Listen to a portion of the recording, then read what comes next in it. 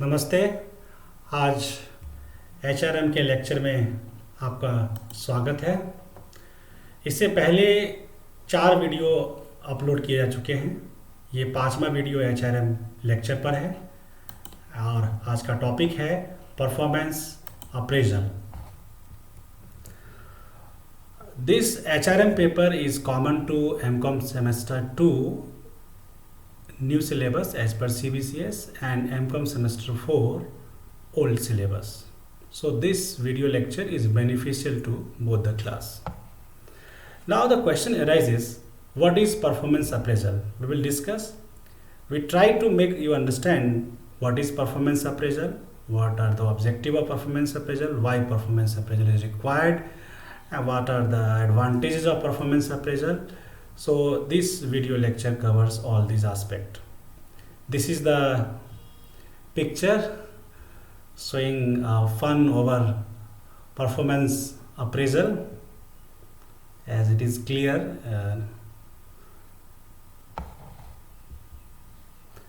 Now two terms here: appraisal, performance appraisal, and performance management.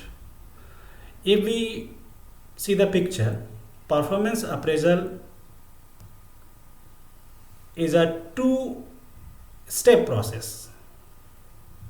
Whatever we perform from the beginning till end of the year, the output or the work or the service provided is evaluated and then appraisal is done.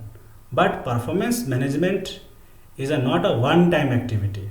Whereas performance appraisal was a one-time activity, but performance management is a continuous process. So throughout the year, we can do appraisal or any activity to increase the performance.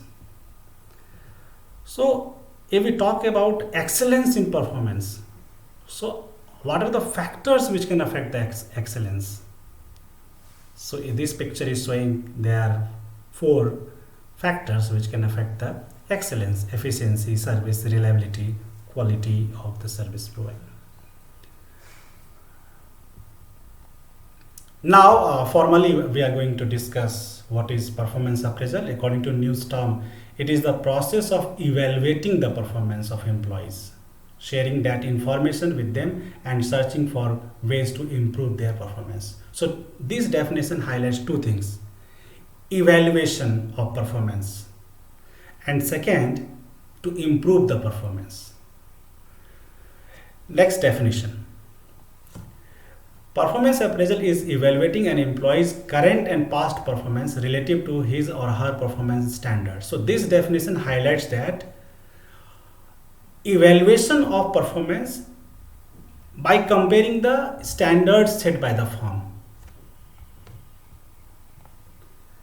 Next definition: this definition says that formal assessment and rating of individuals by their managers at usually an annual review meeting. So this highlights the time dimension, annual. Next, performance appraisal is an organizational system comprising deliberate process of determining staff's accomplishment to improve the staff effectiveness. Again, the basic purpose of performance appraisal is to improve the effectiveness of the staff. Next definition: performance appraisal is a method by which the job performance an employee is evaluated generally in terms of quality, quantity, cost, and time. So these are the 4 parameters on which performance are assessed: quality, quantity, cost, time.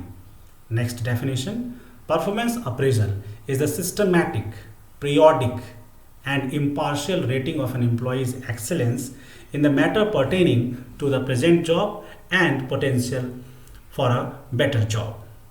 So this definition is highlighting that performance appraisal is a systematic, step-by-step process, and periodic. It also highlights the time dimension, and it also highlights one thing, that is potential for performing a better job. So these keywords highlighted in this definition. The last definition: performance appraisal is the systematic evaluation of individuals with regard to his or her performance on the job and his or her potential for the development accordingly. Now the question arises, how can we know employee will fall in which category? This is normal distribution, which says that in any, if we take the case of normalization, in any firm, there are some average performers, there are some top performers, there are some non-performers. So the HR manager of firm tries to identify who are the top performers of the organization. But there are some non-performers also. So this graph helps to understand in which case the firm should focus. Obviously, in case of non-performers, the firm should give training, while top performers should be given incentive. We have taken the 5 case of employee. Employee want to know what I am supposed to be doing. Second employee, how well am I required to do it? Third employee, what do you think of my performance? Fourth employee, how will be rewarded? Fifth employee, how can I improve my performance? So there are many types of employees and they have different types of perceptions. Now, next topic is need of performance appraisal. Why do we need performance appraisal? As in the picture, last picture, we discussed that in organizations some are non-performers or some are least performer. So what should be done? The training and development program should be designed to increase their efficiency. Suppose due to corona, due to COVID crisis, university is following e-learning. Some teachers know, some teachers don't know. But universities should take initiative to provide training to those people who are not capable, who are not techno savvy.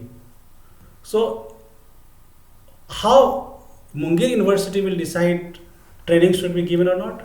The answer is after doing performance appraisal or self-appraisal by the employee. Second point, to effect promotions based on competence and performance. As also I highlighted that in some organizations, some employees are top performers. So if top performers will not get incentive, they will be demotivated. Next point, to confirm the services of probationary employees upon their completing the probationary period satisfactory. This is usually in case of government job. In case of assistant professor, as per UGC norm, the probationary period is 1 year, but in some state universities it is 2 years. So after monitoring, after doing the performance appraisal of the employee for a 1 year or 2 year period, after doing performance appraisal, the competent authority accept their service and confirm their service. Last point, to determine whether HR program are effective or not. Suppose any training program is implemented and due to that training program employees are gaining or not, how can we know? We can do pre and post analysis, the performance before training, performance after training, and then performance appraisal of each employees. Then we can say that HR program is effective or not effective. Now, what is the purpose of performance appraisal? Obviously, those who are top performer may get incentive or increase in pay. So therefore, performance appraisal helps the management to take decision about the salary increase of an employee. Second point, the continuous evaluation of an employee helps in improving the quality of an employee in job performance. So suppose if any employee don't know how to do the work and firm knows that information, then for providing quality service, training is provided, and after getting training, performance improves. So for maintaining the quality, performance appraisal should be done by each and every organization. Third point, The performance appraisal brings out the facilities available to an employee when the management is prepared to provide adequate facilities for effective program. One more question raises that how do firm will know that what should be done with the employee after doing the performance appraisal? Next topic, objectives of performance appraisal. In this slide, we have categorized objective from employee perspective and from organizational perspective. If we talk about from employee perspective, performance appraisal is required for personal development, career development, for job satisfaction, or for engagement or involvement in an organization. But if we talk about organization point of view, organization can set the goal and again reset the goal. And if any MNC is thinking of management development, growth and development of employee, then that MNC should take initiative of performance appraisal or performance management. And last point, if any organization try to make coordination or try to create harmonious relationship or try to increase efficiency in an organization, for that purpose performance appraisal is required. So performance appraisal is not only important from organization point of view, it is also important for employee point of view. In this picture, manager first sets the goal, then manager guides employee through the goals. After that, employee works towards the goal, and there is final outcome, and that final outcome is reviewed by the manager, and employee performance is judged with the help of standards set by the manager. So the whole process depicts about performance appraisal process. So come to the point, performance appraisal process. The first step I discussed, set the goal. Second, establish the objective and time framework. Third, assess the progress. And fourth, evaluate the progress. There is another way to explain performance appraisal process. First, establishing performance standard. Communicating the standard to whom? To the employee. Third, measuring actual performance. Next, comparing the actual with desired performance. Next, discussing the results or outcome, and at the end, make decision regarding with respect to performance appraisal. In the last video, we discussed about the job analysis, HR planning, and quantitative and qualitative aspect of HR planning. Job analysis is qualitative aspect of HR planning. Job analysis refers to the analysis of skills, knowledge, competencies required to perform a job. So data is collected with regard to that. After doing job analysis, the firm determine the performance criteria and then develop a valid measures. And these two factors affect in deciding the performance standard. So firm establish performance standard. After that, the actual performance of the employee is measured. Then comparison between two, standard and the actual. If an employee performs better than standard, again good appraisal. If any employee performs less than standard, not a better appraisal. And at the end, feedback and reward should be given.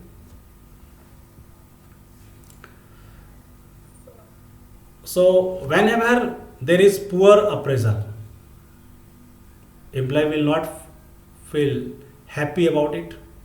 So this picture is showing, if goal is not set, then what will happen? Obviously poor performance appraisal, and there are many other causes also. So if goal is not set, we cannot measure the performance, There is no clarity about the performance standard and so on. So at the end, job dissatisfaction and employee turnover will increase. So therefore, performance appraisal has greater importance in an organization. But if reverse will be done, see again in the last one, employee was not happy, dissatisfied and left the organization. But in this case, everything is better. First goal is set, then plan, regular feedback, review achievement, new plan, informal feedback, annual review, reward. So this picture is showing that for the successful performance appraisal, what should be done? Advantages are very simple. First of all, we can do the SWOT analysis. The outcome is the SWOT analysis. Employee can know strength, weakness, opportunity and threat. So strength and weakness are the internal part, but opportunity and threat are the external part. So after doing performance appraisal, strength, weakness, opportunity and threat can be assessed. Career planning. If after doing performance appraisal, any performance is lagging behind, then employee can do career planning, or employer can take initiative for career development of an organization. Suitable placement. Performance appraisal enables a company to give suitable placement of employee based on their performance. It means right person can be placed to right job at right time. But where employee can be placed, we can know after performance appraisal, after reviewing their performance. Self-development. Employee itself can improve. Suppose in case of self-appraisal, employee thinks that if there is any skills lagging behind for maintaining the quality, then employee itself can take initiative or firm can take initiative for their development. But in case of self-development, employee itself take initiative. Effective training program. So whenever in case of least performer or low performer, if company try to improve their performance or try to retain that employee, so for retaining them, first of all, training should be provided so that skills of employee can be enhanced and they can perform better in the organization. Last point, sound personal policies. HR